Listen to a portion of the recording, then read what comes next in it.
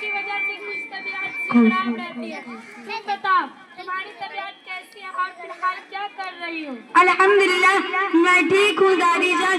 मैं अभी काठमांडू में हूँ। मैंने कुछ सोशल वर्किंग भी कर लेती हूँ। ये मेरी सहेली नूर फातिमा है, इसी के साथ मिलकर मैं कुछ सोशल वर्किंग भी कर लेती हूँ। माशाल्लाह तुमने तो बहुत तरक्की कर ली है। मैं सोचती थी कि लड़कियां खाना पकाने और बर्तन मांजने, कपड़ा धोने के अलावा कुछ भी नहीं कर सकती, लेकिन तुम इतनी छोटी सी उम्र में डॉक्टरनी भी बन गई हो और वकील भी। खुदा तुम्हें और तरक्की अता फरमाए बेटी। बस अल्लाह ताला का एहसान है मुझ पर, वरना मेरी पैदाइश के वक्त मेरी वालिदा को पड़ोस की औरतों ने बहुत ताना दिया था। उनका ये कहना था कि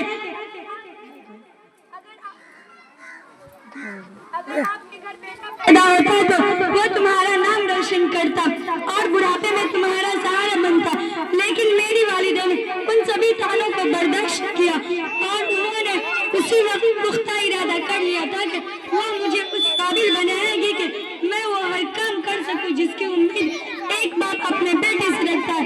चुनांचे जब मैं बड़ी हुई तो उन्होंने मेरे लिए वो माहौल फराहम किया कि मैं जिस तरह कर अपनी वालिदा की तमन्नाओं को पूरी कर सकूं, और अल्हम्दुलिल्लाह आज मैं उनकी तमन्नाओं पर बिल्कुल खरी उतरी हूँ।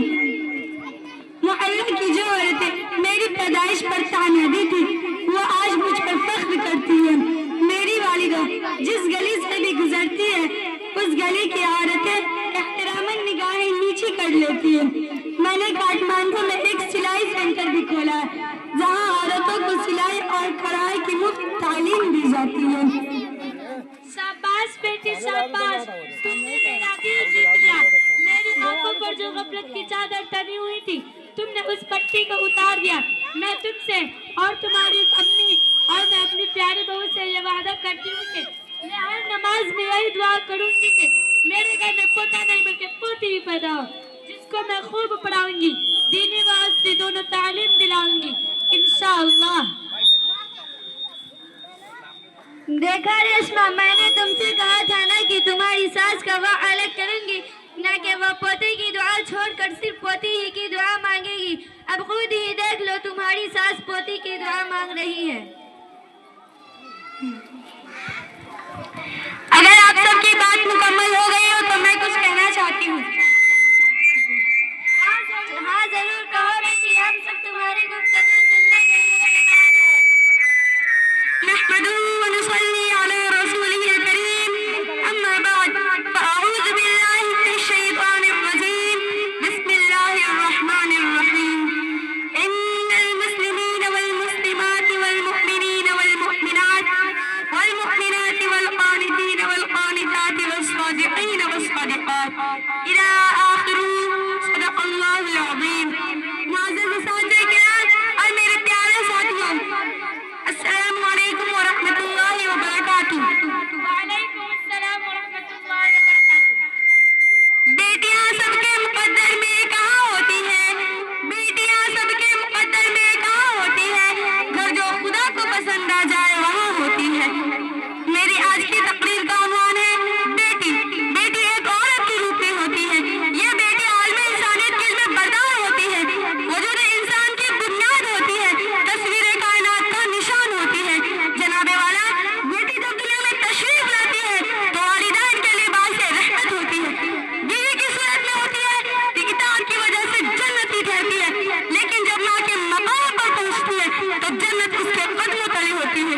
जनाबे वाला, बेटी की कदर और कीमत का अंदाजा इस बात से लगाया जा सकता है कि जब अल्लाह ताला किसी इंसान को बेटा अता करता है तो कहता है कि जा और अपने बाप का बाजू बन जा, लेकिन जब अल्लाह ताला किसी इंसान को बेटी अता करता है तो कहता है कि आज से मैं तेरे बाप का बाजू हूँ। जनाबे वाले वक़ाल, तो फिर मैं ये बात बड़ी फख्र से कह सकती हूँ कि हम इस दुनिया की रौनक है, हमसे ये दुनिया जन्नत है। हम माएँ हैं, हम बहनें हैं, हम बेटियाँ और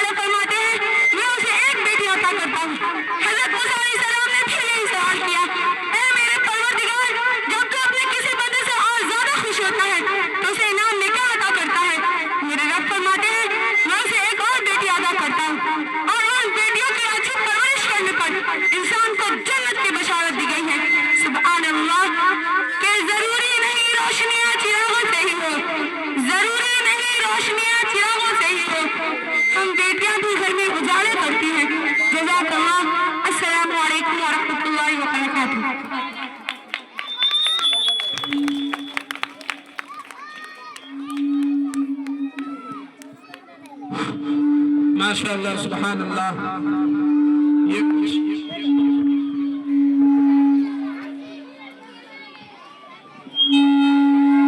یہ کچھ ہمارے اس چمن کے شگفتہ پھولے تھے جنہوں نے